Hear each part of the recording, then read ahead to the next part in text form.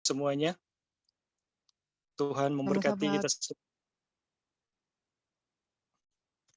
Saat ini kita akan memasuki sesi diskusi Sekolah Sahabat dengan judul Pada Pesta Pernikahan ya. Dan seperti biasa kami minta bantuan dari Saudara Lali.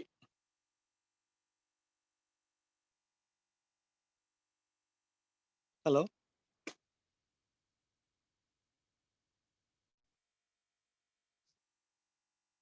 Iya.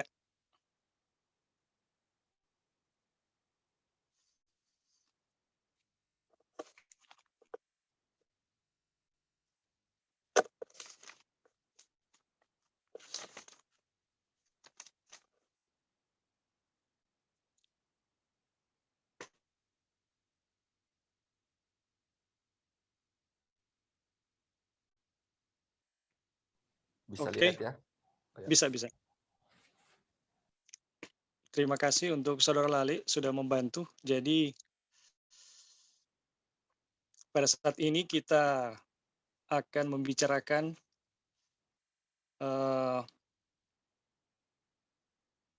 pelajaran yang sudah ada di depan kita.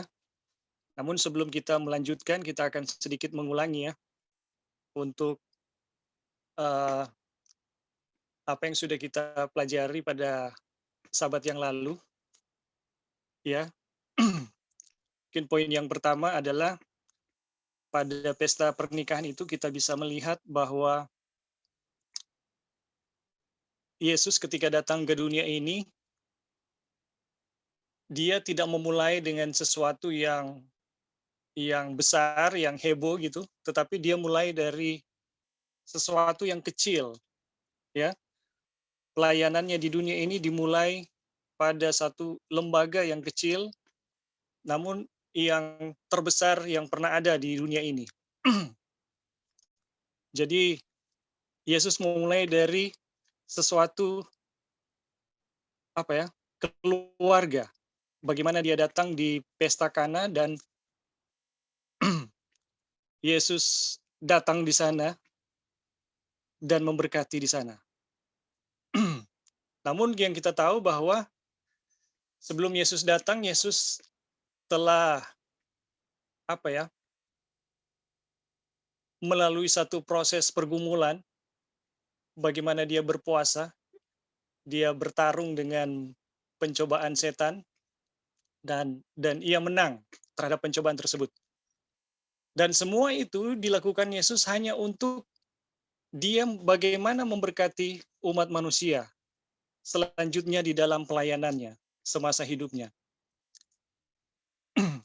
Dan kemudian kita juga bisa pelajari, bisa ingat ya, bahwa ternyata dari pelajaran itu kita bisa lihat Yesus adalah seorang yang sekalipun dia suci, kudus, dan tidak bercacat, Yesus itu tidak antisosial.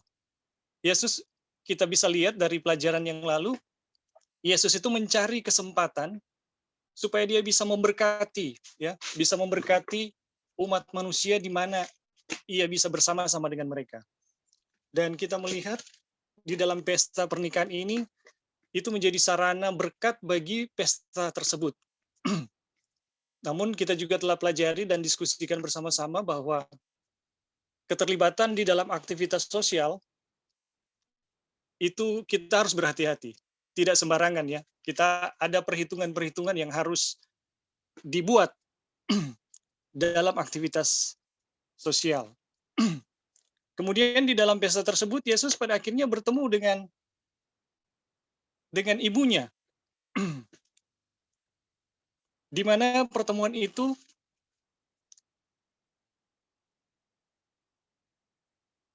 membawa satu harapan ya, membangkitkan satu harapan kepada Maria dan juga murid-murid dan juga kepada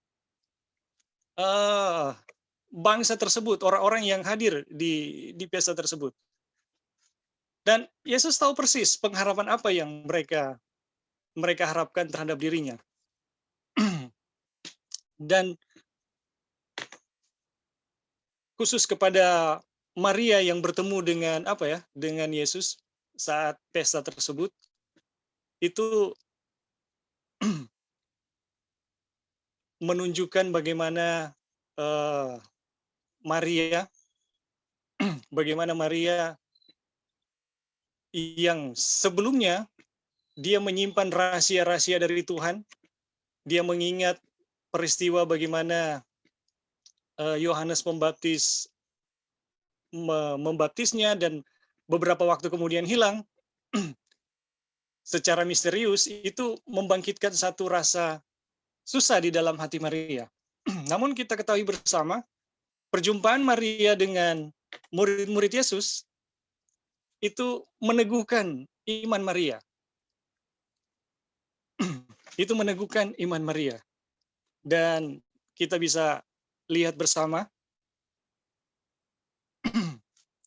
murid-murid Yesus juga turut menyaksikan bagaimana pengalaman, mereka bertemu dengan Yesus sejak, Yohanes menunjuk dia sebagai yang dinubuatkan, dan mereka semakin diteguhkan ya, semakin diteguhkan bahwa dialah adalah Mesias. Oke, Li, selanjutnya kita di mana ini DP kutipan terakhir? Ah, pada pesta nikah. Iya, sampai di sini mungkin kemarin. Oke, saya akan membacanya, kemudian kita akan berdiskusi ya tiap, bagian dari pembacaan-pembacaan dalam materi ini. Oke, kita akan memulaikan. Pada pesta nikah itu ia bertemu dengan dia, tetapi tetap sebagai anak yang lemah lembut dan patuh. Namun tidak lagi sama. Wajahnya sudah berubah. Wajahnya itu mengandung berkas-berkas pergumulan di padang belantara. Dan satu kenyataan yang baru tentang keagungan dan kuasa membuktikan tugas semawinya itu. Dengan dia ada serombongan orang muda, dengan mata yang mengikuti dia dengan rasa hormat, dan yang memanggil dia guru. Kawan-kawan tersebut menceritakan kepada Maria apa yang telah mereka lihat dan dengar pada waktu ia membaptiskan, dan di mana-mana. Mereka menarik kesimpulan dan berkata, kami telah menemukan dia yang disebut oleh Musa dalam kitab Taurat, oleh para nabi, Yohanes 1 ayat 45. Jadi pada pesta pernikahan ini ya diceritakan bahwa Maria pada akhirnya bertemu dengan Yesus, tetapi wajah Yesus sudah tidak sama lagi, ya. Wajah Yesus itu telah berubah, tetapi masih sama sebagai seorang anak yang lemah lembut. Tetapi wajah Yesus di sini dikatakan mengandung berkas pergumulan di padang belantara dan satu kenyataan yang baru tentang keagungan dan kuasa membuktikan tugas semawinya. Dengan dia ada serombongan orang muda dengan mata yang mengikuti dia dengan rasa hormat dan yang memanggil dia guru. Jadi apa ya? Kita bisa lihat dari sini pertemuan Yesus dengan ibunya di sini ini memberikan kesan yang berbeda. Yesus tidak sama lagi dengan dulu, sekalipun sifat-sifat dasarnya masih sama ya. Tetapi dari wajah Yesus menunjukkan satu perbedaan. Kalau dulu mungkin sebagai anak yang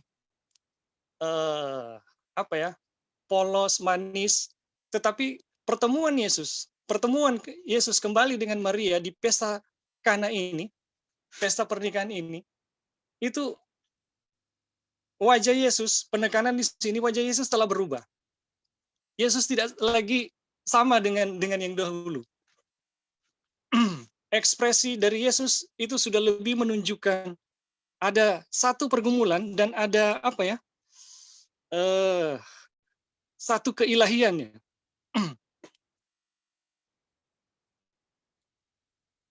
Jadi ada satu gambaran keagungan dan kuasa yang membuktikan tugas semawi dari Yesus. Jadi luar biasa ya di sini kita bisa melihat bahwa wajah itu bisa memancarkan keadaan dari hati kita. Dan Yesus di sini ketika bertemu dengan Maria, padahal dulu itu sudah bagus ya. Pada saat bertemu ini, wajah Yesus lebih menggambarkan tentang siapa dia yang sesungguhnya. Bagaimana keadaan kealahannya, keilahiannya gitu. Ada satu tugas yang agung dan kuasa gitu. Ada tugas semawi dan pernyataan yang agung dan kuasa itu terpancar pada wajah Yesus. Jadi luar biasa di sini kita bisa lihat bahwa wajah itu tidak bisa eh, wajah itu tidak bisa apa istilahnya itu ya? Wajah itu menggambarkan keadaan hati kita. Sebagaimana Yesus di sini kita bisa lihat bahwa keadaannya yang sesungguhnya, ya, keadaan yang baru ia alami itu telah memberikan kesan yang berbeda kepada Maria. Baru Maria juga mendapatkan kesan yang lebih meneguhkan dari cerita. Dia melihat ya, Maria melihat ada serombongan anak muda ya mengikuti Yesus dengan rasa hormat dan memanggil dia guru. Baru kawan-kawan tersebut menceritakan kepada Maria apa yang telah mereka lihat dan dengar pada waktu ia membaptiskan di mana-mana. Membaptiskan dan di mana-mana. Jadi peristiwa-peristiwa yang mereka lihat bersama Yesus di mana-mana itu disaksikan kepada Maria. Dan mereka meneguhkan apa yang ada di hati Maria. Mereka menarik kesimpulan dan berkata, kami telah menemukan dia yang disebut oleh Musa dalam kitab Taurat dan oleh para nabi. 1 Yohanes 1 ayat 45. Oke, bisa lanjut, Li? Bisa ada perbaikan sedikit. Oke. Tadi sempat dibilang bahwa mereka menceritakan pada saat ia membaptiskan. Pada saat ia dibaptiskan mungkin itu. Jadi kawan-kawan tersebut menceritakan kepada Maria apa yang telah mereka lihat dan dengar pada waktu ia dibaptiskan dan di mana-mana. Artinya cerita tentang ia dibaptiskan itu kan tersebar kemana-mana. Jadi bukan Yesus yang membaptis. Maksudnya tadi kan sempat saudara Ebing bilang pada waktu ia membaptiskan, waktu ia dibaptiskan. Jadi mereka menarik kesimpulan dengan berkata, kami telah menemukan dia yang disebut oleh Musa dalam kitab Taurat dan oleh para nabi. Jadi hanya memperbaiki, sempat bilang bahwa pada saat ia membaptiskan. Jadi Ya, pada saat ia dibaptiskan. Oke. Terima kasih Saudara Victor untuk tambahannya. Oke. Ada lagi yang mau kasih tambah? Mau tambahkan sedikit ya punya poin di sini di paragraf ini. Jadi ini ada sesuatu yang berubah dan ada yang tidak berubah. Tadi sudah dibilang sih juga sama Saudara Ebing, cuma kita mau pertegas aja. Jadi ini yang berubah hanya fisik ya, salah satu wajahnya. Wajah ya dia bilang di sini, fisik, tetapi dia punya karakter tidak pernah berubah. Di mana seorang anak yang dulu lemah lembut dan patuh kepada orang tuanya, sampai besar pun demikian adanya ya. Jadi walaupun sudah ada kayak misalnya bawahannya, sudah ada muridnya, istilahnya ada orang yang hormati, tetap dia hormat kepada orang tua ya. Biasa kalau manusia biasa kalau kayak gitu, sudah punya bawahan, kita sudah nggak hormat lagi sama orang tua, sudah berubah. Tetapi ini jadi contoh, walaupun kita punya fisik berubah, kita punya kepatuhan dan lemah lembut, tidak akan pernah berubah. Sama kalau kita mau ke surga juga, cuman fisik yang berubah ya. Kita punya karakter masih sama seperti yang kita bawa dari dunia. Ya, itu aja. Terima kasih. Baik, terima kasih Saudara Lali. Benar sekali ya. Bahwa sebenarnya Yesus tidak berubah, cuma kesan-kesan yang sebelumnya dia alami yang membuat sedikit perubahan ekspresinya gitu, tapi karakternya tidak sama sekali tidak berubah. Oke, baik, terima kasih. Kita lanjut. Ketika para tamu berhimpun, banyak yang tampak asik memikirkan pokok pembicaraan yang sangat menarik hati. Kegembiraan yang tertekan meliputi seluruh himpunan itu. Rombongan-rombongan kecil berbicara satu sama lain dengan nada gembira tetapi tenang. Dan pandangan takjub dialihkan kepada putra Maria itu. Ketika Maria telah mendengar kesaksian murid-murid itu tentang Yesus, hatinya pun digembirakan dengan kepastian bahwa segala harapannya yang telah lama ditaruhnya dalam hati tidak sia-sia belaka. Namun sudah tentu ia akan lebih daripada manusia, sekiranya tidak bercampur dengan sukacitanya yang suci.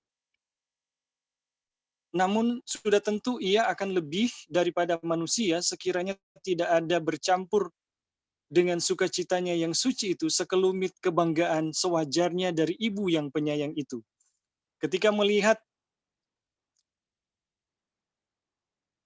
melihat pandangan yang sekian banyak ditujukan kepada Yesus, ia sangat menginginkan agar ia membuktikan kepada himpunan itu bahwa sesungguhnya ialah yang dihormati Allah itu. Ia mengharapkan supaya kiranya ada kesempatan bagi dia untuk mengadakan satu mujizat di hadapan mereka. Jadi saudara-saudara, dari bacaan ini kita bisa melihat ketika Maria bertemu dengan Yesus, ya, kemudian pertemuan itu terjadi di pesta, ya, pesta pernikahan. Dan dalam pesta pernikahan itu ada pembicaraan-pembicaraan kecil dari orang-orang yang hadir di pesta tersebut. Dan kehadiran Yesus di situ pada akhirnya mengalihkan perhatian mereka tertuju kepada Yesus. Nah, bagaimana perhatian orang ini kepada Yesus itu membuat Maria itu merasa sukacita, ya, dan bangga gitu. Anaknya jadi perhatian orang. Dan ini menurut saya adalah sesuatu yang wajar gitu. Sesuatu yang wajar dialami oleh seorang ibu.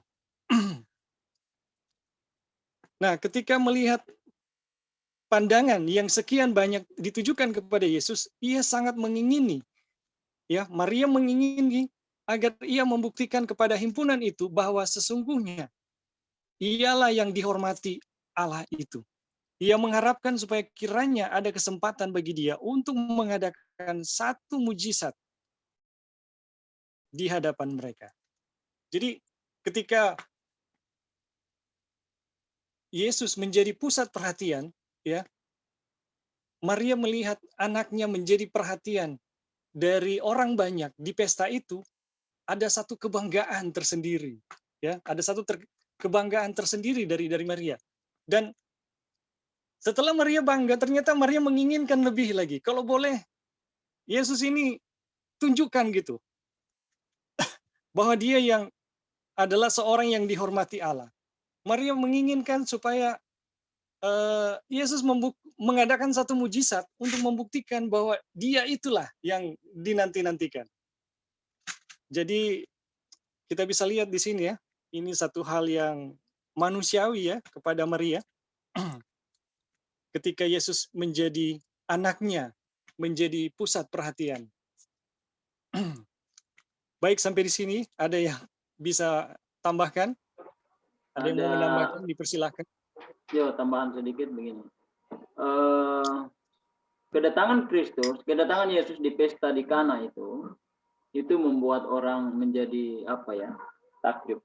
Mamanya sendiri juga merasa heran, bercampur gembira karena perubahan drastis dari fisiknya. Kalau dalam buku Kerenungan Segala Sama ini ditulis, mungkin awalnya atau nanti, ya, ditulis bahwa wajahnya tidak dapat digambarkan karena dia istilahnya kurus kerempeng, 40 hari 40 malam cuma minum, ya, karena Nubuat bilang tidak mungkin dia tidak minum, di padang belantara ada air, jadi dia hanya makan tok. Nah, wajahnya sangat kurus kerempeng, jadi ada perubahan yang drastis. Kemudian ketika dia muncul, dia sudah dengan murid-murid. Ada kebanggaan tersendiri daripada ibunya yang keheranan namun bercampur gembira ketika murid-muridnya ini orang-orang yang bersama dengan dia ada 5 orang ya, kita tahu itu di pesta Kana itu baru 5 murid. Jadi waktu orang panggil dia adalah guru, lalu menyaksikan apa yang pernah mereka dengar dan lihat dengan mata kepala sendiri kepada orang banyak dan kepada ibunya merasa gembira. Tetapi ini yang harus kita lihat. Ada terbersit cinta, hati rasa kebanggaan diri yang mengandung keduniawian dalam diri daripada Maria. Karena apa yang dijelaskan oleh Tuhan melalui malaikat Gabriel waktu itu dia belum mengerti. Bahkan sampai waktu nubuatan diberikan oleh Simeon waktu diserahkan bayi Yesus di Ka'bah, itu pun dia belum mengerti. Waktu Simeon mengatakan bahwa jiwamu engkau akan seperti pedang yang akan ada sebuah pedang yang akan menusuk ke jantung, ke dalam jiwamu. Nah, itu yang dia tidak mengerti. Kalau orang baca kan dia punya sejarah yang sebelumnya bahwa dia tidak mengerti. Sehingga sampai pada saat itu pun dia belum mengerti apa rencana Tuhan dan apa pekerjaan Tuhan yang sesungguhnya. Dia hanya mengatakan bahwa dia adalah utusan Tuhan. Sehingga muncul dia punya kerinduan secara jasmani, dibilang begini. Mana tadi? Namun sudah tentu ia akan lebih daripada manusia sekiranya tidak ada bercampur. Ya, ini yang bercampur dengan sukacitanya yang suci itu sekelumit. Nah, ini yang harus kita lihat. Sekelumit kebanggaan sewajarnya dari ibu yang penyayang itu.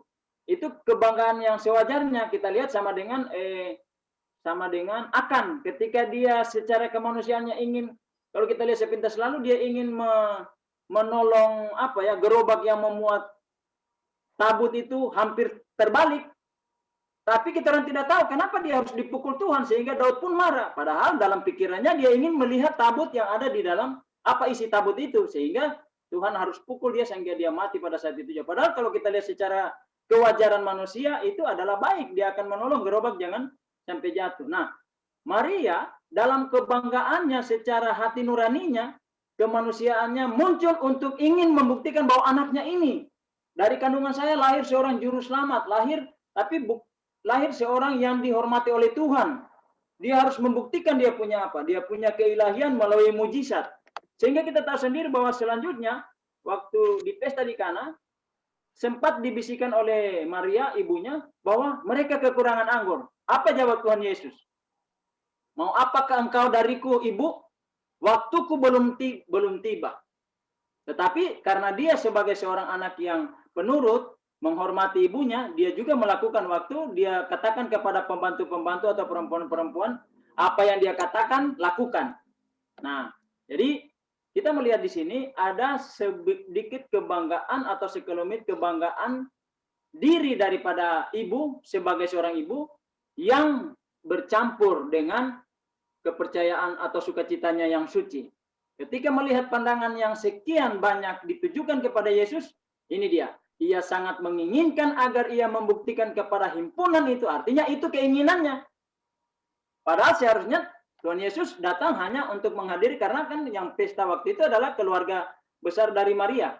Membuktikan kepada himpunan itu bahwa sesungguhnya ialah yang dihormati Tuhan itu. Jadi dia menginginkan secara kemanusiaannya bahwa, oh lihat ini dia. Bisa jadi ini cuma persepsi saya ya. Tapi kalau kita melihat dia punya kutipan ini seperti itu, ia mengharapkan supaya kiranya ada kesempatan bagi dia untuk mengadakan suatu mujizat di hadapan mereka. Tapi itu pun memang terjadi bahwa mujizat pertama yang Tuhan lakukan di Kana. Tapi ini kehendak daripada Maria. Itu yang kita lihat. Jadi ada campur baur. Nah, ini aplikasinya dalam kehidupan kita. Jika kita mau bawakan pekabaran kepada orang, jika ada kebanggaan dalam diri bahwa saya menyampaikan kebenaran, saya menyampaikan karena saya, nah itu bahaya. Jadi kita melihat juga, karena kita tahu persis cerita selanjutnya, Maria nanti menyadari akan apa yang dilakukan atau rencana Tuhan untuk anaknya, itu setelah Tuhan Yesus bangkit dari kubur. Baru dia persen. Ketika dia melihat Tuhan Yesus disalib, itu apa yang dia bilang. Nanti kita akan belajar ke depan nanti. Hancur hatinya, tidak punya pengharapan. Karena memikirkan secara kedagingan manusia. Tapi pada waktu Yesus bangkit, harapannya kembali dipulihkan dan hilang dia punya kesombongan diri, dan dia melihat bahwa guru yang atau Yesus adalah benar-benar Tuhan yang menjelma menjadi manusia yang telah dikandung, yang menjadi juru selamat. Bukan cuma orang lain, tapi termasuk dia sebagai ibu secara manusia, justru dia juga diselamatkan oleh anaknya. Bukan karena melalui dia dilahirkan, melalui kelahiran dari kandungannya, tapi melalui pengorbanan Kristus. Maria pun diselamatkan. Itu pengertian yang dia dapat setelah kebangkitan Kristus. Nah, kita lihat di sini, jangan sampai hal-hal yang seperti ini akan terjadi dalam kehidupan kita. Terima kasih. Baik, terima kasih. Jadi apa di sini kita bisa katakan bahwa sebenarnya Maria itu akan lebih bersuka cita sekiranya tidak ada kebanggaan manusia. Ya. Nah, karena ada kebanggaan manusia bercampur dengan sukacita suci, akhirnya dia tidak lebih gitu dari sukacita. Jadi kebanggaan diri ya dari Maria bahwa melihat anaknya di pusat perhatian, kemudian dapat peneguhan dari murid-murid bahwa dialah yang ditujukan oleh nubuatan, dialah yang dimaksudkan oleh Yohanes Pembaptis. Jadi ada satu kebanggaan manusia, dan seharusnya kalau itu nggak ada, dia bisa lebih bersukacita lagi. Apakah bisa diterjemahkan begitu nggak? Halo, brother. Iya, betul sekali. Harusnya seperti itu. Iya, Oke, jadi terima silakan. kasih. Ini ya, mungkin kita lihat ini ya, Maria ini seandainya ya seperti sudah jelaskan ya, Victor sudah jelas juga, sudah komplit tadi. Tetapi kalau kita lihat di sini, kayak ini Maria, coba kalau nggak ada kebanggaan, pasti dia punya sukacita yang suci itu akan lebih komplit ya. Nah, tapi ada kata-kata di sini ya, yang kita harus baca yang ini, dia bilang, yet she would have been no more than human. Kalau dia itu lebih dari manusia, andainya dia tidak akan ada itu natural pride ini atau kebanggaan yang sudah ada ya. Karena dia manusia, ini kalau kita mau bilang semua orang memiliki ini ya, saudara-saudara, bukan cuman Maria aja. Kadang-kadang kalau kita pikir kita bisa, ini alami, ini natural pride, ini alami. Bayangkan ya saudara-saudara, ini anak yang walaupun dia tahu ini Roh Kudus ya yang sehingga dia hamil, tetapi ini anak keluar dari rahim saya loh. Ini anak, terus anak itu yang keluar dari rahim saya, waktu dia dibaptiskan, ada banyak orang yang lihat dia punya suatu hal yang besar, dibicarakan, semua mata memandang dia. Sebagai manusia alami, walaupun saya mau bilang, saya nak mau sombong, tetapi ada kebanggaan tersendiri, dan itu natural ya. Kita sudah belajar Righteous by Faith yang John chapter 12, itu alami, saudara, itu alami.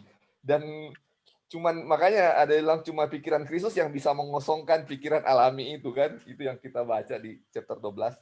Makanya ini sesampai di tahap ini Maria masih ada dia punya kealamian yang ada juga pada diri kita semua ya, di mana ada suatu hal yang dia mau bangga ya. Kalau ini pride ini bisa diartikan juga sombong ya.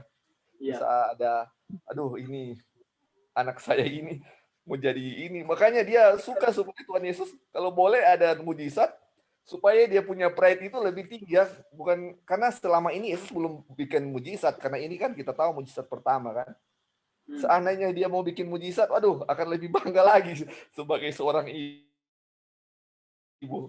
Nah, ini makanya ini yang kita mau tekankan, ini natural ya. Ini natural yang Maria dan kita semua miliki. Yang ini yang memang mungkin pada akhirnya dia akan bisa kalahkan ini ya, dia bisa setelah Yesus bangkit, tapi sampai saat ini belum, dan murid-murid pun masih memiliki hal itu. Kalau kita melebar sedikit dari pembicaraan ini, kita melihat bahwa paham daripada Maria pun itu sama dengan murid-murid yang lain, bahwa kelahiran dari Mesias yang dijanjikan itu adalah untuk membebaskan bangsa Israel dari penjajahan Roma. Jadi itu kebanggaan diri, kebanggaan yang sesungguhnya, yang walaupun itu lahir dari secara kedagingan kemanusiaannya, Halo? Dapat dengar? Ya, lanjut, Nah, lanjut, lanjut. adalah bagian daripada karena dia juga penganut pemahaman bahwa bangsa Israel ini akan dibebaskan oleh seorang Mesias, raja yang akan datang membebaskan mereka dari penjajahan Roma. Sehingga kebanggaannya untuk pertama kali yang dia ingin lihat di hadapan orang banyak itu adalah Yesus anak kandungnya satu-satunya yang akan membuat mujizat untuk membuktikan bahwa ini yang cocok untuk menjadi pembebas. Inilah dia yang dihormati Tuhan yang akan menjadi pembebas bagi bangsa Israel dari tangan penjajahan Roma. Karena dia masih menganut paham yang itu, walaupun DP pengertian adalah pengertian yang alami secara ritual keagamaan mereka waktu itu. Tapi dia sudah menganut paham daripada rabi-rabi.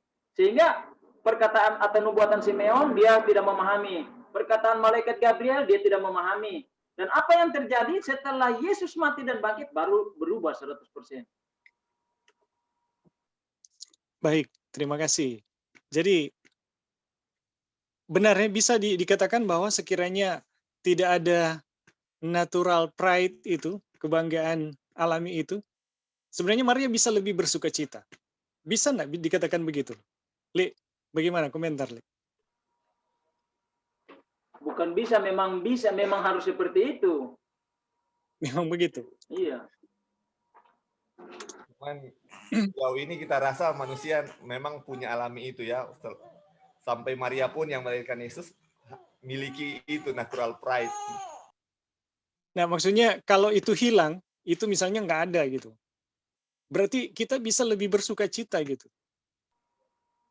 Maksudnya Maria ini, untuk kasus Maria, Ellen White katakan sebenarnya dia bisa lebih gitu dari manusia. Cuma karena ada sekelumit kebanggaan gitu, yang sewajarnya yang penyayang, akhirnya nggak sepenuhnya.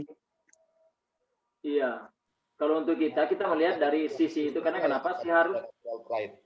Soal dia punya natural yang dia alami, yang dia miliki itu adalah itu benar seperti itu. Tapi ketika dia punya mindsetnya yang lama ini yang dia terima dari para rabi-rabi Israel, itulah yang membuat dia sehingga dia punya kedagingan tadi yang muncul. Dia punya apa ini? Natural pride ini.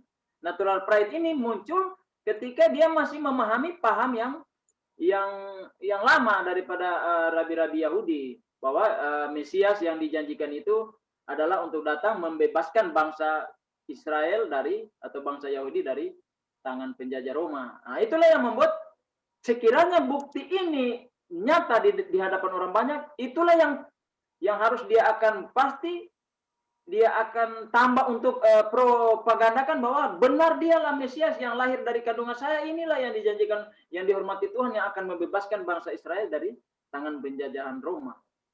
Nah, itu yang sehingga muncul tadi itu. Tapi seandainya dia punya mindsetnya tidak seperti itu dan dia sangat memiliki perasaan atau hati yang suci betul-betul karena dia mengerti nubuatan daripada Simeon dan juga si malaikat Gabriel, dia pasti tidak akan, dia punya sukacita akan lebih daripada hal-hal yang dia akan lebih daripada yang dia rasakan pada saat itu.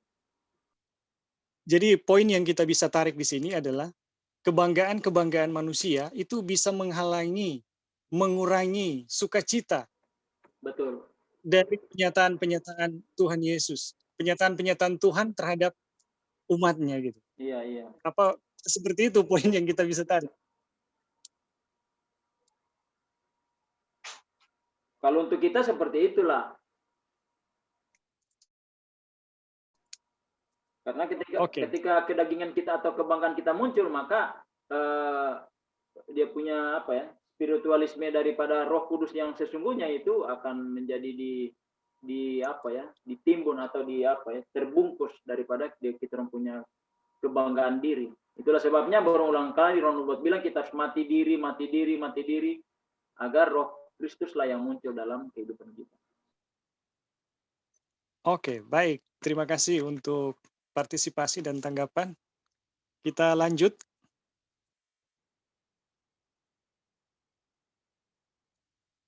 Oke, Saudara Victor bisa bantu membaca dan kemudian memberi komentar. Mana ini? Oh, menurut adat istiadat ya. Oke. Ada bagaimana dapat dengar? Ya, kedengaran.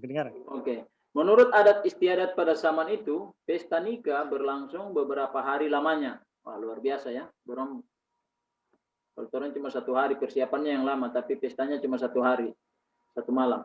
Pada kesempatan ini, sebelum pesta itu berakhir, diketahui bahwa persediaan air anggur sudah habis. Hal ini menimbulkan kebingungan dan penyesalan yang amat sangat. Tidaklah biasa untuk tidak menghidangkan air anggur pada pesta. Dan tiadanya air anggur akan seolah-olah menunjukkan kurangnya persiapan menerima tamu. Selaku seorang anggota kaum keluarga dari yang bersangkutan itu, Maria telah menolong dalam urusan pesta itu. Dan sekarang berbicaralah ia kepada Yesus, katanya, mereka kehabisan anggur. Nah, ini yang seperti saya bilang tadi kan. Perkataan ini merupakan suatu anjuran keperluan mereka itu. Tetapi Yesus menyahut, mau apakah engkau daripadaku, Ibu? Saatku belum tiba. Nah, ini sangat bagus ya. Jadi ini masih berkaitan dengan tadi kebanggaan daripada Maria. Dia sebagai seorang keluarga dari tuan pesta, dan menurut kebiasaan di sana adalah pesta itu berhari-hari. Dan ketika pesta itu berjalan beberapa hari, kehabisan air anggur. Nah, ini kebiasaan adat di Timur Dekat kuno, bahwa anggur adalah minuman terbaik untuk disajikan kepada para tamu. Ya, itu kita tahu sendiri dari zaman Nuh, Abraham, sampai kepada terus sampai kepada bangsa Israel, bahwa kebiasaan itu adalah kebiasaan adat dari Timur Dekat kuno. Menyediakan anggur adalah untuk kebanggaan bagi keluarga dan sukacita untuk menyambut para tamu. Nah, waktu pesta di Kana itu terjadi ketimpangan ketika kehabisan air anggur.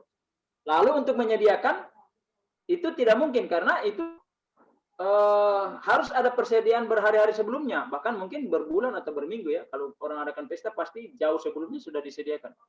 Nah, kalau dipenuhi maka pasti akan jadi perbincangan dan akan mengecilkan atau mencemarkan nama baik daripada tuan pesta, bahwa mereka tidak menyediakan persediaan yang benar. Itulah sebabnya Maria datang kepada Yesus sebagai anaknya, dia sebagai ibu, dia berbicara bahwa mereka kekurangan anggur, dengan harapan bahwa itu akan terjadi.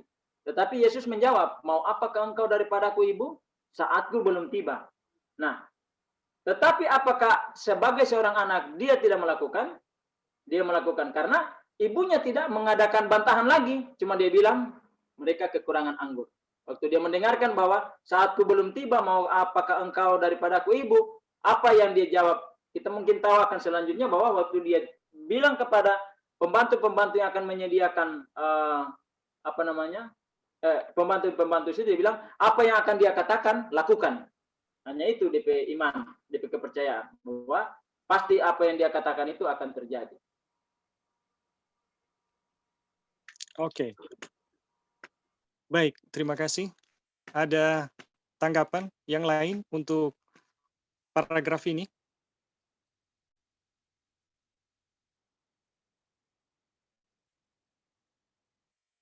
Ya, kalau tidak ada, saya tertarik untuk menanggapi komunikasi dari Maria ya. Mungkin teman-teman bisa bantu. Ini komunikasi Maria ini adalah komunikasi pada umumnya wanita. Kecenderungan. Tidak terus terang. Jadi ada kecenderungan ya, ini kecenderungan, ada juga yang enggak, tapi ini kecenderungan dari wanita itu sering berkomunikasi enggak terus terang. Dorang bahasa Manadonya sindir gitu. Dan ini bagi saya pribadi ya, ini saya nggak suka gitu. Komunikasi-komunikasi yang nggak terus terang begini nggak suka gitu. Dan kita merasa bahwa keintiman itu akan sangat sulit terjadi kalau bentuk komunikasi itu seperti ini. Tidak to the point. Apakah ini satu prinsip atau satu kebenaran atau ini satu apa ya, penyelewengan gitu dari prinsip-prinsip komunikasi. Jadi bagi saya pribadi saya nggak suka itu, komunikasi itu bentuknya sindiran gitu, bentuknya tidak terus terang. Jadi saya lebih suka bentuk komunikasi yang to the point, langsung, apa adanya gitu. Bagaimana? Ada yang mau tanggapi? Silakan.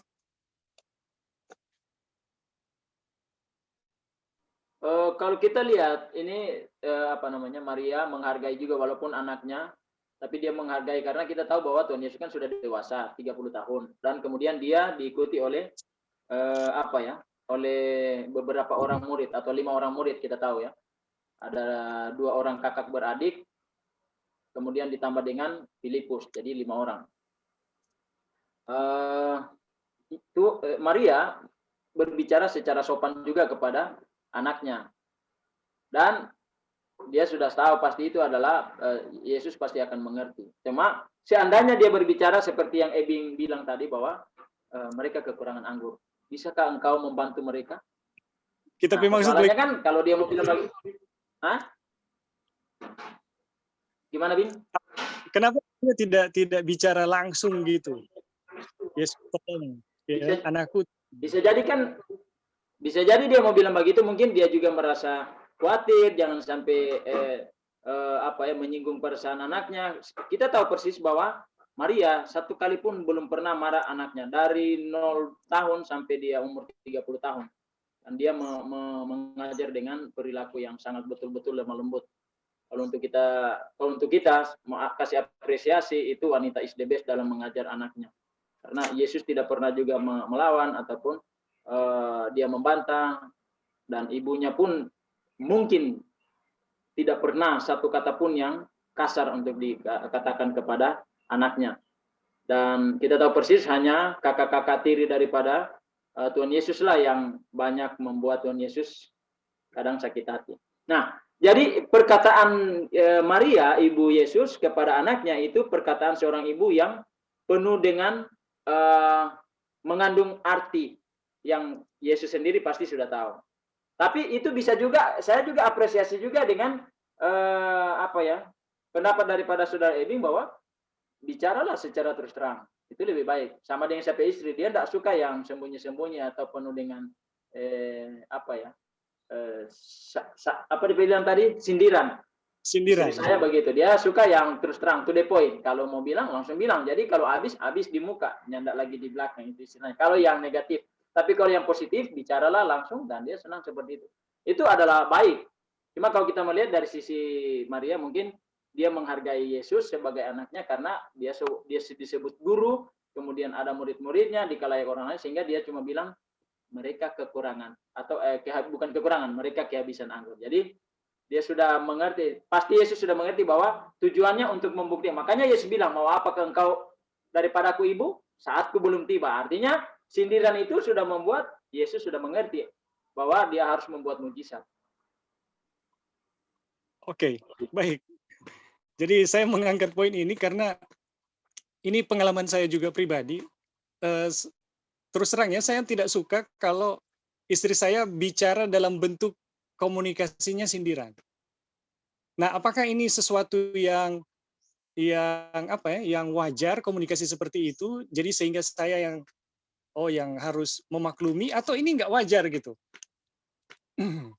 Nah, kita pingin tanggapan gitu dari rekan-rekan sekalian, kalau ada pengalaman atau tambahan atau ada pencerahan yang lain, boleh dipersilakan. Halo. Ya. Jadi ini sebenarnya menunjukkan bahwa Maria itu manusia biasa ya. Ini manusia biasa, dan kalau Brother Ebing istrinya juga begitu, itu kalau menurut kita wajar ya, mereka punya alamiahnya begitu. Mungkin ada yang lain juga yang nggak suka begitu, langsung terus terang kayak Tante Agnes mungkin nggak suka yang sindir begitu, tapi langsung to the point ya. Itu mungkin lebih bagus. Tetapi memang betul, kebanyakan dari wanita itu sama seperti Maria ini. Kebanyakan ya, umumnya seperti itu. Dan tidak langsung Terus to the point. Dan kalau kita baca di sebelumnya, kan ini Yesus ini dia bilang anaknya patuh dan penurut. Kalau tentu ibunya bilang, Yesus habis anggur ya, ini tahu Yesus harusnya, aduh habis anggur ini dan anaknya patuh dan penurut, pasti, aduh iya ibu kita akan berusaha untuk cari bagaimana supaya bisa dapat anggur kan ini, karena ini dengan kata lain ini merupakan permintaan supaya bikin mau dapat anggur kan ini secara tidak langsung bilang, Yesus kalau boleh karena kasih sedia anggur kan, istilahnya seperti itu, tapi dia cuma pakai sindiran. Nah ini punya jawaban yang bilang tadi katanya patuh, tapi masa patuh bilang mau apa daripada aku ibu? Ini apakah ini kata-kata anak patuh kalau kita lihat ini kayak bertolak belakang ya apa yang dibilang di situ, tapi nanti mungkin akan dijelaskan ya ini dia punya kata-kata ini sebenarnya. Iya, kita akan lihat nanti bahwa begini. Yesus dia sudah memahami isi hati daripada dia dapat membaca isi hati daripada ibunya, karena kita lihat dari atas tadi kan kebanggaan ibunya untuk membuktikan bahwa anaknya bisa membuat mujizat pada saat itu. Nah kebetulan pada saat itu kehabisan anggur, makanya dia berbicara kepada anaknya, mereka kehabisan anggur. Apakah Yesus itu membantah? Tidak, dia cuma bilang, mau apakah engkau daripadaku, hai ibu? Dia bilang. Cuma dia bilang, saatku belum tiba. Tapi apakah dia menolak? Tidak. Kita tahu bahwa dia adalah anak yang patuh, walaupun dia sudah dewasa. Dia masih menghormati ibunya sebagai ibu kandungnya, ibu dagingnya. Ya, dia sangat menghormati karena dia selama ini terhadap ibunya terhadap dia selama ini, kita tahu selama 30 tahun dalam pendidikan di dalam rumah tangga. Kalau kita baca di buku riwayat Yesus, riwayat Yesus itu tidak pernah satu kali pun dia memberikan kata amarah ataupun memerintah dengan nada keras kepada anak. Semua dengan lemah lembut. Makanya saya bilang kalau saya apresiasi bahwa dia adalah ibu yang is the best. Tuhan sudah pilih seorang ibu yang kalau di dalam buku Ibrani atau Galatia bahwa dia lahir dari seorang ibu yang taat hukum, yang setia. Makanya dia sendiri kaget waktu dia didatangi oleh malaikat Gabriel bahwa engkau akan mengandung. Dia mana mungkin, saya tidak bersuami. Dia kan sendiri kaget. Kalau kita membaca sejarah para nabi, semua ibu bahkan dari Hawa itu mengharapkan dari kandungannya akan lahir juru selamat.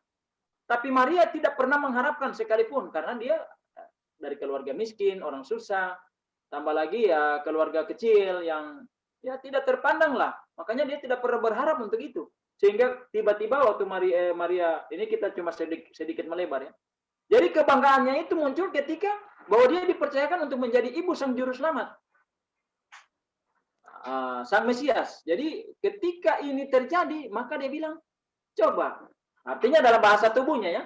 Coba kok ngana tolong, dorong suka habisan anggur. Bahasa tubuh ini, Bing. Jadi bukan sindiran negatif, tapi ini sindiran positif. Kalau istri saya juga sering saya bilang, aduh sadap jo ini sayur, tapi paling bagus kalau dia kurang garam sedikit. Atau kadang-kadang kita bilang, aduh ngana ini sayur ini bagaram.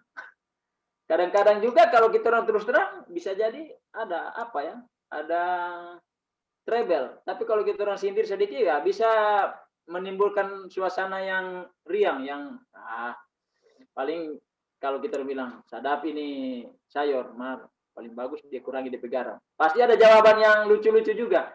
Sudah makan Jo, yang penting semua. Bisa jadi begitu kan?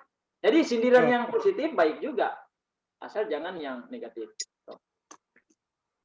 Oke, jadi kalau ini alamiah, ya ini kita perasaannya harus bisa beradaptasi kalau begitu. Jadi kalau Maria adalah ibu yang terbaik dan reaksi Yesus adalah reaksi anak yang memang menurut hukum patuh kepada orang tua. Jadi komunikasi Maria ini nggak bermasalah gitu. Jadi dengan kata lain ini ya sesuatu yang alami yang kalau nggak mengenakan ya kita harus bisa beradaptasi gitu. Ya, betul. Seperti itu ya, kita bisa tarik lah dari diskusi kita ini. Atau ada yang lain yang mau kasih tanggapan, silakan, dipersilakan sebelum kita lanjut. Ya, bisa dengar Ebing. Oke, silakan. Ya, jadi mau kasih tanggapan mengenai sindiran. Sebenarnya dalam satu hubungan itu, apalagi hubungan suami istri, kalau istri atau kita suami mau bilang sesuatu, walaupun dalam tanda kutip sindiran atau apapun itu, kalau kita tuh hubungan suami istri sangat dekat, sangat tahu satu dengan yang lain, dia mau bahas sindir atau apa, sebenarnya kita udah tahu dia punya maksud itu apa. Seperti itu, kayak Tuhan Yesus dengan Mary ini, walaupun Maria bilang begitu, tapi Tuhan Yesus sudah tahu apa dia punya maksud. Itu menunjukkan satu hubungan yang sangat erat antara ibu dengan anak ya. Sama juga dengan suami istri gitu. Jadi yang kita bilang. Jadi istilahnya kita mau bilang mau basindir pun kalau kita memang betul-betul suami istri punya hubungan yang saling sangat mengetahui itu orang punya sifat, kita suami tahu apa kita bermaksud, dan kalau kita suami basindir, kita tahu apa dia bermaksud itu apa. Jadi tergantung iya Kak. Jadi tergantung bagaimana cara kita menanggapinya gitu loh. Iya kan? Jadi Kalau kita, saya mau Joy, iya. kalau kita jadinya begini, maksudnya ini, kalau kita rasanya kalau dia so tahu apa kita mau sindir-sindir lek Wak. To the point Jo gitu. Artinya right, gitu. ya. Karena so kenal gitu. I see. Iya, betul. Tapi sebenarnya itu bukan Iya, betul, Ebing. Tapi itu sebenarnya bukan big deal, istilahnya bukan satu masalah yang besar. Di sini di dalam keluarga itu kan kedua pribadi itu ya, yang dua pribadi yang berbeda, latar belakang yang berbeda. Sebenarnya masalah apapun itu pasti ada di keluarga. Sekarang cara kita menyelesaikan itu bagaimana gitu. Jadi menyelesaikan itu adalah saya nggak harus tunggu orang lain untuk mengalah. Bagaimana kalau saya lebih dulu yang understand saya punya spouse. Ya kalau misalnya istrinya, kalau Devi memang caranya begitu, ini kan prinsipnya bukan dosa atau enggak ya. It's just the way dia untuk try untuk communicate begitu. Jadi Ebing bisa ngerti, oke, kalau dia sebegitu berarti DPRT ini gitu. Jadi bukan melihat sesuatu yang kecil untuk jadi big problem, tapi problemnya itu bagaimana untuk di-solve dan bukan menjadi problem anymore gitu. Kalau memang dia komunikasinya dengan begitu, ya saya sebagai suami, udah tahu, oke, now kita udah bisa understand begitu. Dan kalau mungkin di pihak istri juga, kalau memang Devi mungkin lihat Ebing enggak suka dengan cara seperti itu, ya mungkin next time bisa terus istilahnya enggak perlu dengan komunikasi basindir.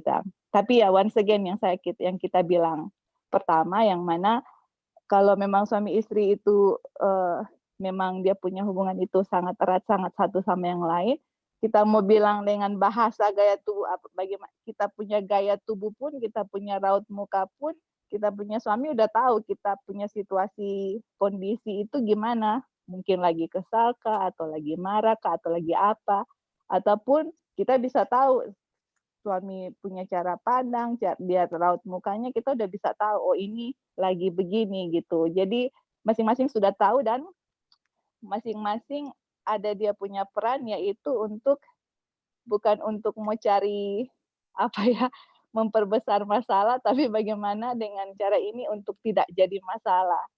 Seperti itu sih Ebing yang kita bisa kita bisa bagikan, dan itu it's not really a big deal. Bagaimana cara kita untuk mau mengatasi masalah itu aja dia punya poin begitu. Oke, thank you. Oke, terima kasih Joy. Jadi apa ya, memang, maksudnya kita udah tahu kalau untuk saya pribadi ya, ketika komunikasi dan istri komunikasinya menyindir, maksudnya kita udah tahu. Cuma yang menjadi problem ke kita adalah, itu kurang nyaman gitu. Ya bukan masalah besar, tapi rasanya nggak nyaman kenapa? Kenapa harus, sindir lagi gitu, kan so tahu gitu. To the point Joy gitu. Tapi kita melihat ini sepertinya tadi ya kita tarik ya, ini dinamika hubungan ya, yang dia nyanda cuma jadi dalam waktu singkat. Jadi kita rasa memang akan terus berkembang ya, kita akan saling belajar satu sama lain sampai ya sampai kekekalan ya. Jadi kita setuju sekali ini satu masalah yang bisa dimaklumi, sekalipun kurang nyaman itu berarti kita harus lebih memahami dan terus belajar ya, dan terus belajar. Oke, terima kasih. Amin, amin. Kalau masih ada silakan sebelum kita lanjut. Oke, kalau sudah tidak ada, Li, kita terus ke bawah.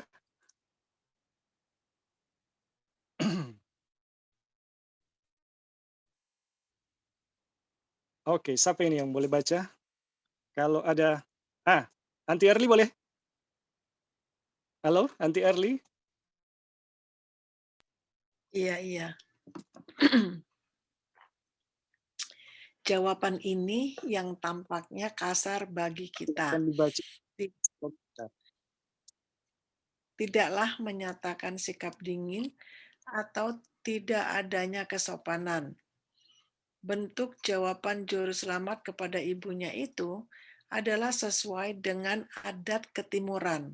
Wah, orang timur emang itu. Ucapan itu digunakan terhadap orang-orang yang kepadanya hendak ditunjukkan rasa hormat. Setiap perbuatan Kristus selama hidup di dunia ini adalah selaras dengan ajaran yang telah diberikannya sendiri. Hormatilah ayahmu dan ibumu supaya lanjut umurmu di tanah yang diberikan Tuhan Allahmu kepadamu. Keluaran 20 ayat 12. Di kayu salib, dalam perbuatan kelemah lembutannya yang terakhir kepada ibunya, Yesus menyapa dia dengan cara yang begitu pula ketika ia menyerahkan dia kepada penjagaan muridnya yang paling dikasihinya, baik di pesta nikah itu maupun di kayu salib. Kasih yang dinyatakan dengan nada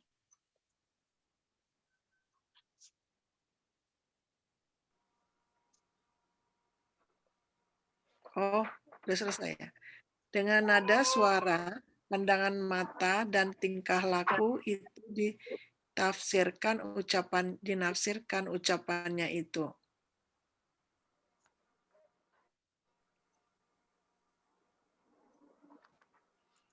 Tanggapannya ya. Ya, tanggap. Jadi Yesus menggunakan kata-kata mungkin suara juga itu sesuai dengan adat di mana dia dibesarkan, di mana jadi dia mengetahui, jadi selaras dengan keadaan ya. Jadi kalau kita itu ketimuran di sana ya, bukannya kita ini ketimuran kali ya, dan adat ketimuran katanya. Jadi kalau misalnya Yesus tinggal atau dibesarkan hidup di dalam misalnya di daerah Manado, mungkin dia menyesuaikan cara bicara dan kesopanan atau adat istiadatnya sesuai dengan Manado gitu. Kalau misalnya dengan kayak orang Barat, mungkin ya di Amerika ya sesuai dengan orang Barat di Amerika. Dan kayaknya sih kalau kita ngomong begitu rasanya nggak sopan gitu ya. kok ngomongnya begitu sama ibunya gitu. Tapi kalau ini mungkin ya itu sesuai lah. Jadi sesuai dengan di situ apa maksud Yesus ya disesuaikan. Jadi dia juga karena dia udah di diajar oleh orang tuanya mengenai ayat Alkitab. Jadi dikasih tahu juga hormatilah ayahmu dan ibumu supaya lanjut umurmu di tanah yang diberikan Tuhan Allahmu kepadamu. Sebenarnya ini ingat saya ya dulu ya mengenai dulu lah yang tidak tahu mengenai firman Tuhan ya, kalau tahu maunya diikutin gitu supaya menghormati orang tua supaya kita juga jadinya diberkati gitu. Dan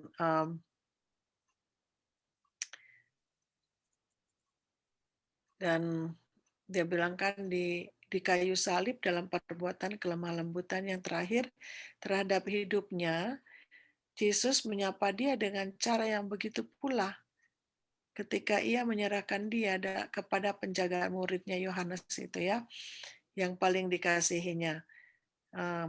Dan juga pada waktu di pesta nikah. Nah, ya itulah apa yang sudah Yesus kerjakan itu sesuai dengan keadaan adat istiadat dia. Thank you. Oke, terima kasih Aunty Erli. Ada yang bisa kasih komentar? Ya, cuma tambahan sedikit masalah ketimuran. Jadi kalau kita orang kan timur jauh, ada timur tengah, baru daerah Palestina, Israel pada umumnya kan orang timur dekat, timur dekat. Hanya jadi perbedaan perbedaan dan persamaan daripada orang timur, kemungkinan timur dekat itu dengan timur jauh agak sama dia punya kesopanan. Sangat sopan, sangat menghargai orang tua. Nah, orang timur jauh lebih condong kita lihat budaya Jawa lah yang paling Jawa Bali sangat sungkem sekali kepada orang tua, sangat menghormati sekali orang tua. Nah, kalau orang Batak, orang Manado, Ambon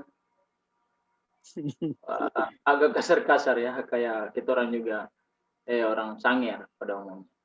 Tapi tergantung pendidikan ya. Kalau kita lihat Tuhan Yesus waktu semasa dari kecil itu adalah cara didikan yang baik dengan berulang-ulang. Mungkin salah satu hukum yang ulang-ulang diajarkan oleh ibunya adalah Keluaran 20 ayat 12 ini ya. Hormatilah ibu dan bapamu. Nah, inilah yang membuat Tuhan Yesus dalam menjawab itu adalah sesuai dengan adat ketimuran. Sehingga kita tahu persis kasih Yesus kepada ibunya tidak ada pernah berubah. Dan kita tahu lagi nanti ke depannya kalau kita belajar semua itu bahwa Tuhan Yesus akan memindahkan surga ke bumi ini sebagai pusat pemerintahan semesta alam ya. Pada kedatangan ketiga kali ya. Jadi setelah masa 1000 tahun surga akan dibawa serta sebagai ibu kota Yerusalem baru di bumi ini dengan sistem pemerintahan. Seluruh semesta alam itu berpusat di bumi. Kenapa? Mungkin karena dia merasa bahwa masa kanak-kanaknya sampai dia dewasa, sampai dia mati itu sebagai manusia itu di bumi ini. Dan itu kita orang tahu persis bahwa dalam buku Sakaria dan juga Roh Nubuat menuliskan bahwa dia akan datang dan dia akan menginjakkan kakinya di Bukit Zaitun di mana dia naik, dan bukit itu akan terbelah menjadi dua, menjadi lembah yang besar, dan Yerusalem baru akan diturunkan di situ. Nah, sistem pemerintahan karena dibilang sejauh-jauh orang merantau kayak Aunty Erli dan Loren Joy semua, sekalipun hujan emas di negeri orang tapi hujan batu di negeri sendiri, tempat kelahiran itu sangat akan tetap diingat. Prinsipnya akan seperti itu cuma bagian paham, tapi kita tahu pasti bahwa apa yang dilakukan Tuhan Yesus semasa dia menjadi anak sebagai manusia itu dia sangat patuh dan sangat menghormati ibunya. Jadi walaupun kalau mungkin kita orang ya mendengar orang bule bicara kepada kepada orang tuanya, atau dia bilang you, Anda, mungkin kurang sopan kayak Aunty Erli bilang tadi. Kita orang kalau dengar orang barat bicara, kayak kurang sopan. Tapi kalau kita orang timur, kita orang dengar memanggil ayah atau apa ya, kita selalu belajar dari Jawa ya. Saya senang sekali suku Jawa itu, orang punya penghormati kepada orang tuanya, orang-orang yang lebih tua itu sangat baik sekali. Atau Cina lah, Cina juga. Enggak tahu mana yang kakak, mana yang adik, semua baku panggil Ci kalau perempuan. Iya toh. Kalau Jawa laki-laki yang tua dengan yang muda enggak tahu yang mana muda mana tua, semua baku panggil Mas. Nah ini ya. Atau Mbak. Nah itulah yang harus kita lihat. Jadi sistem sopan santun yang diajarkan dalam, makanya saya selalu, karena tak biasa dari anak-anak diajar sopan santun kepada orang tua. Karena dulu selalu orang tua mengajar bukan dinakut-nakuti, tapi dia bilang, nah ini kalau nyawa dengan orang tua durhaka. Durhaka pada orang tua itu saya takut sekali untuk bicara itu. Dari kecil sudah terdidik kita bukan lain dari Advent. Jadi kata bilang mau durhaka pada orang tua itu kita takut sekali. Nah sehingga kita mendidik tapi anak-anak sopanlah kepada orang-orang yang lebih tua, bukan cuma kepada orang tua.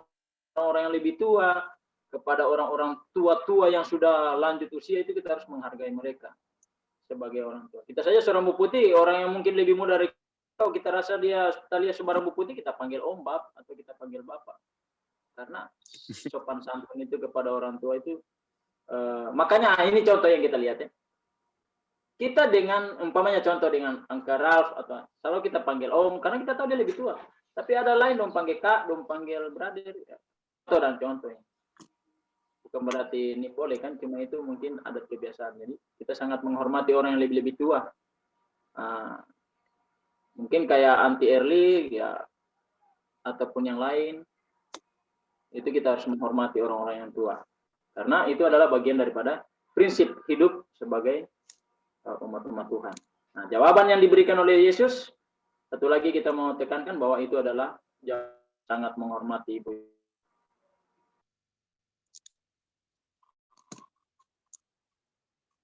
Oke. Halo? Halo, kedengaran? Ya, bisa. Baik, jadi kalau kita melihat ya, terima kasih untuk Auntie Early, Saudara Victor. Kita melihat bagaimana sikap Yesus dalam memberi jawaban kepada ibunya. Itu kita melihat itu kuncinya ada pada kalimat-kalimat terakhir. Ya, kasih yang dinyatakan dengan nada suara, pandangan mata, tingkah laku, itu menafsirkan ucapannya itu. Jadi sepintas lalu kalau kita lihat bahwa kata-kata Yesus itu kesannya kasar gitu, ya, kesannya kasar. Tetapi saya sangat yakin nada suara Yesus itu di dalam kata-kata yang dia ucapkan itu menggambarkan hatinya, ya. Baru matanya, tatapan matanya dan tingkah lakunya itu memberikan gambaran bahwa dia betul-betul selaras dengan hukum yang ia berikan. Jadi mungkin nadanya itu ya manis sekali ya. Sangat beda ya dengan orang Manado kalau dalam nada Manado dong. Misalnya begini, mau apa ngana ibu? Wah itu kasar itu. Atau mau apa lengana? Ya, itu sangat kasar itu. Jadi kata-kata Yesus itu kita sangat yakin itu dengan nada tatapan mata ya yang menunjukkan bagaimana hatinya sehingga itu tetap dihitung sesuai dengan hukum yang ia sendiri tetapkan. Jadi Yesus tidak mungkin menyalahi hukumnya. Jadi seperti itu ya. Jadi bagaimana bentuk kata-kata dari Yesus itu tetap selaras dengan hukum-hukumnya sendiri. Oke. Ya. Tambahkan sedikit. Jadi ini yang silakan. Makanya kan di kalimat terakhir yang tadi bacakan dia bilang apakah engkau daripadaku ibu saatku belum tiba. Makanya itu kalau kita lihat dari baca sekilas kayak nggak sopan kan. Sedangkan kita tahu di adat timur kalau mau dibandingkan dengan barat, orang-orang timur ini lebih sopan daripada orang-orang barat. Tetapi setelah kita baca ini dia punya penjelasan, memang ini adalah kata-kata hormat yang biasa digunakan oleh orang timur. Dan tidak mungkin Yesus yang bilang kasih itu hukum kepada Musa, hormatilah ayah dan ibumu, ketika dia di dunia dia enggak praktekkan apa yang dia bilang kan. pastinya dia praktekkan apa yang dia sudah kasih. Dan kita tahu memang seperti itu, Yesus mempraktekkan itu, hormatilah dan ayah dan ibu. Dan itu sudah kita baca ya. Nah, cuman ini yang menjadi masalah, makanya di sini penulisannya ya. Makanya banyak ayat-ayat di Alkitab, kita kan cuman baca apa yang dibilang seperti itu, kita nggak lihat dia punya yang tadi Brother Ebing bilang, dia punya pandangan mata, dia punya nada suara. Kan makanya beda kan kalau misalnya kata-kata seperti ini. Boleh ambilkan ini air misalnya, terus dengan nada yang boleh kan ambilkan ini air, itu kan nada beda kan. Dengan menandakan sopan dan tidak sopan itu dari nada, bukan cuma kata kan. Dari nada yang menandakan sopan dan tidak sopan. Makanya itu kebanyakan Alkitab ditafsirkan sesuai dengan apa yang ditulis, bukan nada yang dibalik itu yang kita tidak tahu. Makanya Renubuat ini menjelaskan salah satu nada, dia punya pandangan mata ketika katanya Yesus berbicara, ada air muka yang gimana ya, kayak dia bilang ke orang Farisi ya, ular beludak, dan kita Yesus itu coba make ini kalau dari orang nada bilang. Tetapi kita nggak tahu nadanya seperti apa, pandangan matanya seperti apa. Makanya itu ya, ini penting sekali kalau makanya kita harus tahu memang sifat Yesus itu lemah lembut, dan ketika ada firman Tuhan yang seperti itu, kita tahu bahwa nadanya Yesus seperti apa, pandangannya seperti apa, dia punya gerak-geriknya seperti apa. Jadi itu penting sekali untuk kita ketahui, dan puji Tuhan ya kita bisa tahu ini bukan cuma berdasarkan apa yang kita baca, tetapi di belakangnya itu ada apa. Nah, mungkin itu. Terima kasih, Brother. Jadi Li, bisa juga dikatakan bahwa kata-kata kita bisa baik dan benar, tapi kalau nada suara salah, ya, tata salah, menunjukkan bagaimana ekspresi kita, ekspresi kita berdosa lah. Itu tidak menunjukkan bahwa kata-kata kita itu baik dan benar. Jadi kebenaran itu adalah total. Jadi apa yang kita ucapkan maupun yang tergambar dari diri kita, ya, nada suara kita, tatapan mata maupun ekspresi tingkah laku kita. Jadi ini memberikan satu pelajaran ya yang luar biasa. Bagaimana Yesus sebagai anak itu mengajarkan kepada kita bagaimana mewujudkan kebenaran itu secara total. Masih ada yang mau tambahkan? Dipersilakan, kita akan secara totality. Oke, apa ya? Mungkin begini ya, kebanyakan kan contoh yang terlihat. Kita panggil makan orang. Mari makan. Atau makan Jo. Nah, biar orang lapar, nah mungkin orang mau makan. Pasti kan nadanya nggak bagus. Atau walaupun orang kenyang, kata orang panggilan bagus, biar makanan sedang. Ayo orang makan sama-sama. Mari makan kok sama-sama. Ya tuh. Tapi kata bilang, makan Jo. Mari makan. Kasar kan. Biar makanan enak, tetap nadanya sudah terdengar menakutkan. Oke. Ya, Bing. Halo, Ed. Silakan. Oh, Saudara Joy. Kak, Joy. go ahead. Oke. Oke, kita tambahkan sedikit. Jadi kita tahu kan ini Tuhan Yesus waktu dia sekarang kan udah umur 30 tahun. Jadi kita lihat ini kan sudah dewasa. Jadi karakternya itu sudah terbentuk kalau kita lihat ya. Dan ini adalah karakter Tuhan Yesus. Dan kalau kita lihat cara Tuhan Yesus berbicara, pandangan matanya itu tidak lepas, dia itu sangat sopan, penuh kasih sayang, dan itu tidak lepas dari didikan Maria waktu Yesus masih kecil. Bagaimana untuk berbicara yang sopan, nadanya seperti itu ya. Jadi yang kita mau bilang di sini adalah untuk berbicara yang sopan dengan nada yang baik seperti itu adalah satu hal yang sangat penting untuk didik sama anak-anak gitu. Jadi kita lihat Yesus jadi begitu karena itu pengaruh dari ajaran atau didikan orang tua juga gitu.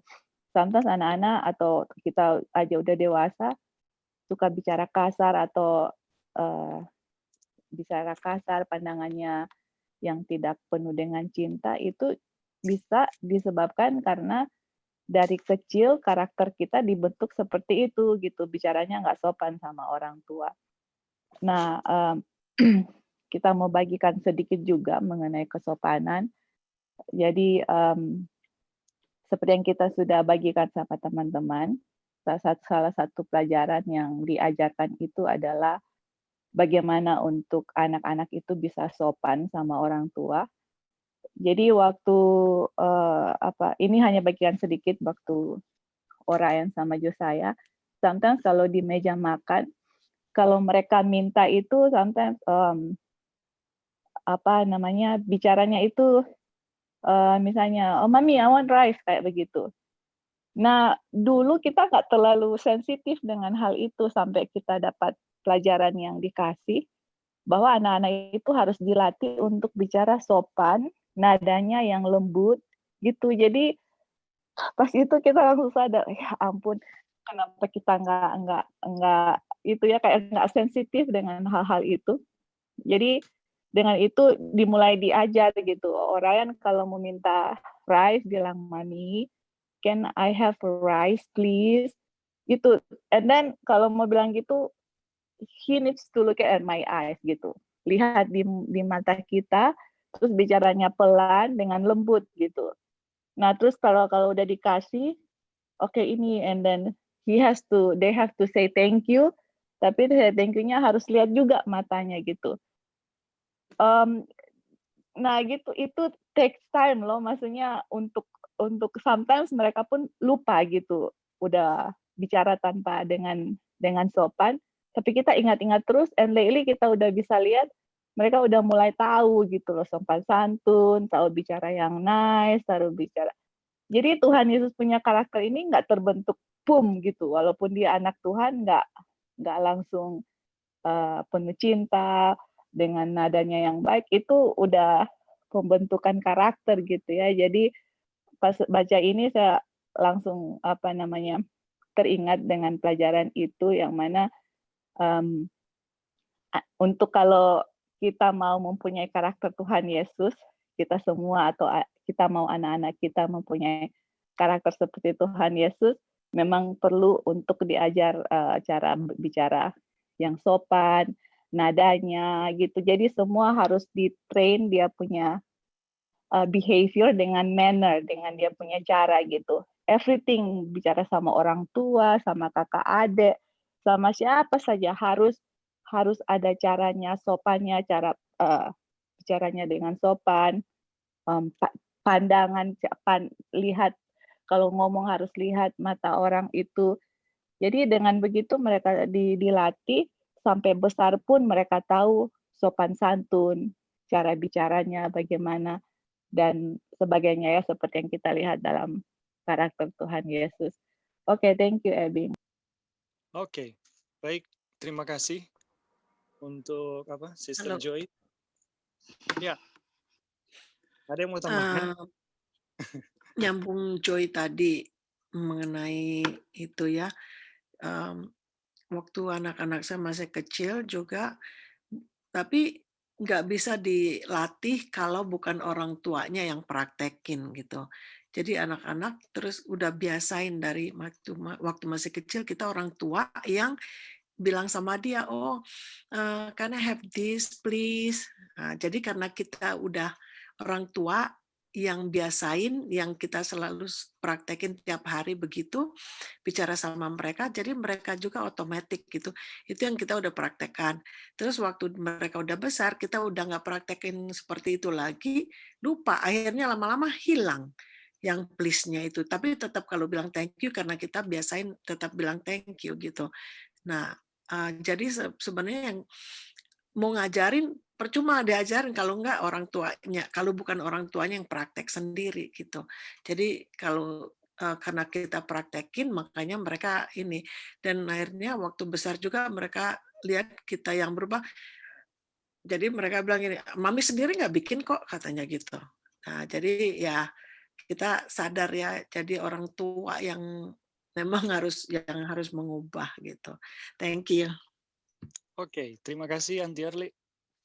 Jadi kita setuju sekali ya bahwa orang tualah yang menentukan kualitas anak-anak, termasuk Yesus ya. Yesus jadi Tuhan Yesus itu bukan karena dia Tuhan dari semulanya. Kita sangat yakin kalau Maria salah didik Yesus, batal tuh rencana kealahan. Batal tuh rencana kekekalan. Tapi kenapa Tuhan memilih Maria? Kita mempelajari bahwa Maria ini adalah memang wanita yang takut akan Tuhan ya. Dia juga pelajar Alkitab, dia senang berdoa. Jadi Maria ini betul-betul adalah wanita yang bisa dibilang dipilih oleh Tuhan. Dan Tuhan yang mau mewujudkan rencananya dalam menebus dosa, enggak sembarangan tuh. Enggak apa ya? Enggak bisa salah pilih gitu. Salah pilih bakalan waduh, mau jadi apa ini Yesus kalau besar gitu. Bisa batal rencana keselamatan. Tetapi Tuhan dalam memilih Maria itu betul-betul memilih wanita yang betul-betul selaras, tahu gitu bagaimana mengikuti rencana Tuhan. Dan kita sepakat sekali bahwa Yesus itu bisa jadi Tuhan Yesus itu karena bagaimana Maria mendidiknya.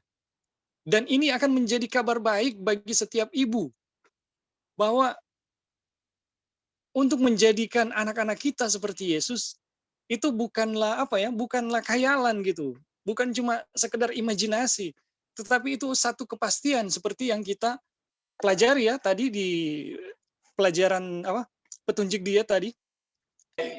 Untuk menjadi anak-anak kita seperti Daniel, Tuhan memberi kita suatu rahasia bagaimana mendidiknya dari masa kecil gitu. Jadi kita bersyukur kita memiliki kabar baik. Sebenarnya para orang tua bisa membentuk anak-anak itu seperti tokoh-tokoh yang ada di Alkitab. Tinggal kita orang tua mau mengambilnya, mau menjalankannya sesuai dengan rencana Tuhan atau enggak. Ya. Dan itu akan kembali kepada kita masing-masing. Mau diberkati oleh Tuhan atau tidak. Oke. Sampai di situ tadi ada Saudara Dolphin yang mau tambahkan? Ya, Halo, bro. Saudara Dolphin. Nggak, cuma mau menambahkan tentang sampai di statement tadi di mana Tuhan Yesus bilang mau apa engkau dengan aku ibu, waktuku belum tiba kan. Nah, kita ini orang berdosa yang sifat-sifat berdosa yang terjadi setiap hari itu bisa secara sengaja atau tidak sengaja refleks ketika kita baca kutipan ini. Asumsi kita bahwa Tuhan Yesus tidak sopan. Tetapi roh nubuat ya atau Tuhan sendiri tidak membiarkan asumsi tentang Kristus itu, tentang Yesus itu salah. Makanya penjelasan di kutipan yang Kak Estru baca tadi di sini. Ya, jadi itu penjelasan yang sinkron bahwa Tuhan yang membuat firman hukum itu tidak mungkin melanggar apa yang dia buat. Jadi mata rantai kebenaran itu nggak mungkin putus atau salah ya.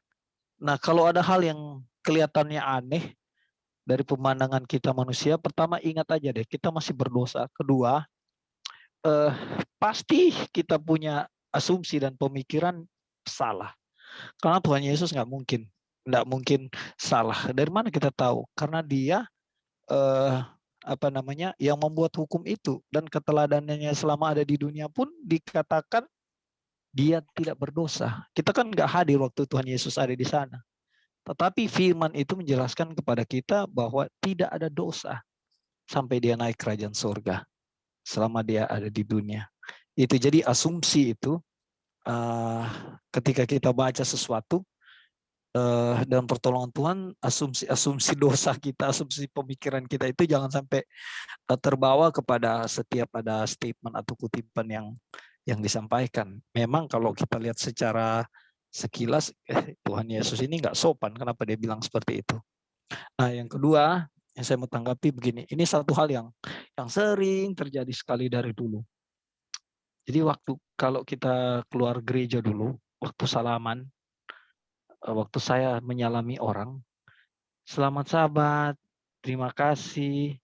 Orang yang saya salami dia lihat ke lantai, atau dia lihat ke loteng, atau dia lihat ke orang lain. Itu sering sekali terjadi. Nah, di dalam tata krama, saya sempat belajar pendidikan militer sedikit. Dan di situ diajarkan waktu Anda berbicara, tatap orang itu. Waktu Anda salaman, tatap orang itu.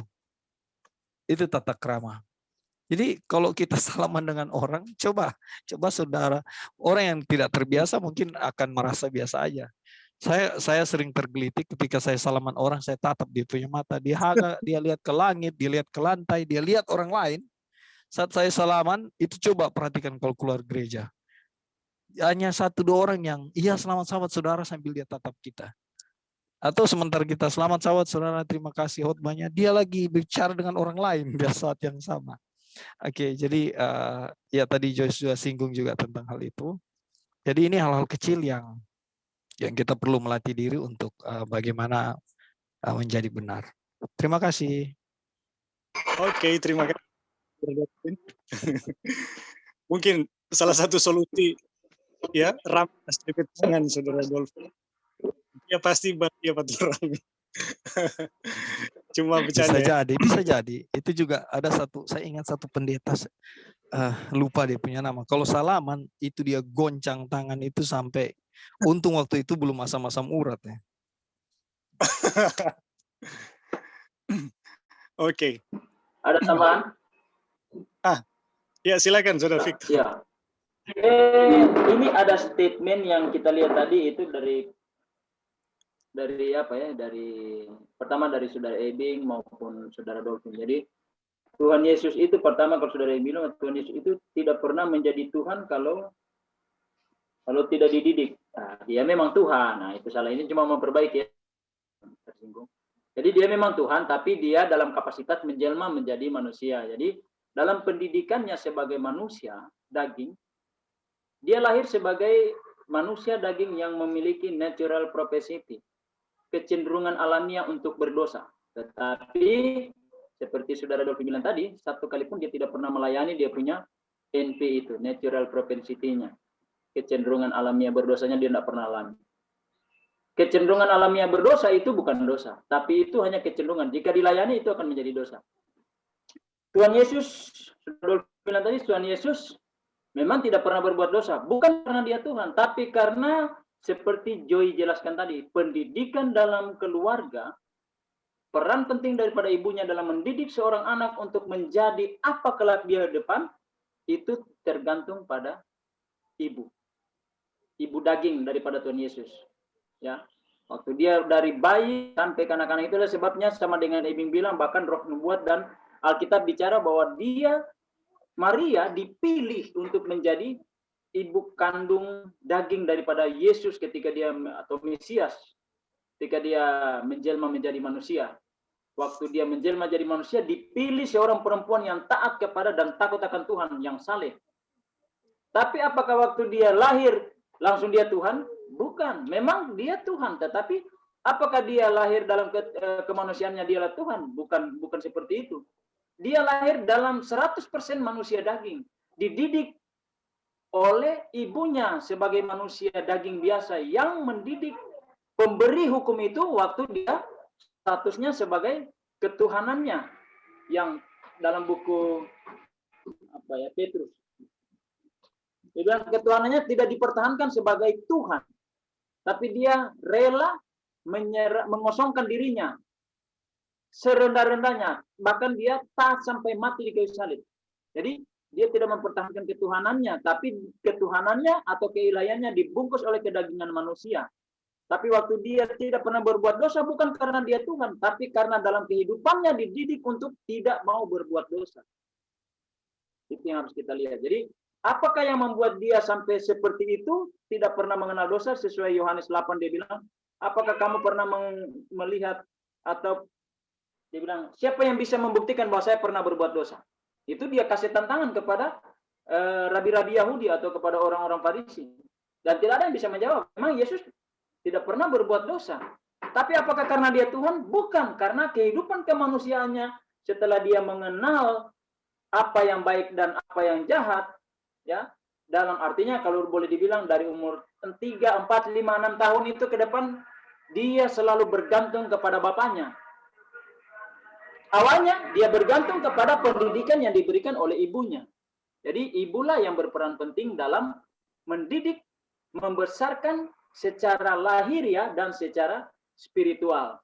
Intelektualnya dan spiritualnya itu hasil pendidikan daripada atau hasil karya daripada pendidikan Maria. Yang juga adalah taat hukum, takut Tuhan dan tidak pernah mau berbuat dosa. Itulah sebabnya Yesus dalam segala kepenuhan kemanusiaannya, dia tidak pernah berbuat dosa. Walaupun, kalau orang baca buku Kerunuhan Segala Sesuatu lagi yang selanjutnya, bahwa walaupun dosa-dosa di sekelilingnya sangat menggiurkan kalau kita orang baca. Natural propensity-nya itu tidak pernah tergiur sekalipun untuk mau melayani dosa itu. Jadi itulah sebabnya ketuhanannya dibungkus atau keilahiannya dibungkus oleh kemanusiaan daging yang memiliki kecenderungan berbuat dosa, tetapi sekalipun dalam kesadaran hidupnya dia tidak pernah melayani untuk menjadi dia berdosa. Oke, thank you. Mohon maaf kalau ada kata-kata yang salah. Terima kasih Saudara Victor untuk tambahan dan koreksinya. Sangat sangat setuju sekali ya. Semakin memperjelas dan kita semakin memastikan ya bahwa ternyata orang tua sekarang ya, apalagi yang akan melahirkan anak, itu semakin memastikan bahwa kalau kita punya anak nanti, kita bisa melahirkan Yesus kembali gitu ke dalam dunia ini. Atau orang-orang yang tabiatnya persis seperti Yesus. Ya, keturunan ilahi ya yang Saudara Victor tadi sampaikan. Oke, terima kasih untuk tambahan-tambahannya dan komentarnya. Kita akan lanjut.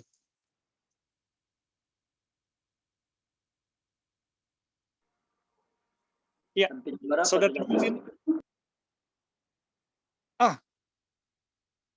So boleh Kang ini. Enggak, masalahnya kan kita lihat biasanya jam 1 tutup tuh. Siapa tahu kalau mau kasih lebih setengah jam boleh, no? Sorry. Kita sudah perhatikan jam ini. Sepertinya kita harus tergantung MC. Kalau dia boleh mau bilang lanjut, ya penting masih tahan. Nah, ini so pas kita pikir karena Amerika harus istirahat juga kan. Oke, sip. Sambung minggu depan. So, terbuai dalam sangat senang ya mendengarkan tanggapan-tanggapan interaksi dari diskusi sekolah sahabat kita, sehingga kita lupa lihat jam. Ini seperti jam gitu. Halo. Ya. Ya, sebenarnya saya ada 4 poin, cuma kita lanjut saja sahabat depan. Oh, oke. Terima kasih. Jadi disimpan ya, Sister Gladys. Kita lanjut pada sahabat depan. Jadi untuk partisipasi dan tanggapan komentar saudara-saudara, diucapkan banyak terima kasih. Kita rasa ini diskusi sangat memberkati kita. Cuma sederhana ya, tetapi kita menemukan kedalaman-kedalaman hikmat Tuhan yang kita rasa menerangi gitu. Menerangi, mencerahkan, semakin membuat kita menjadi... Ya, puji Tuhan ya, puji Tuhan. Ini semua sederhana gitu, tapi berkatnya luar biasa kita rasa. Jadi terima kasih untuk tanggapan dan partisipasi saudara-saudara. Kita harus menghentikan ya saat ini dan lanjut pada sahabat depan, dan kita minta kesediaan saudara Ali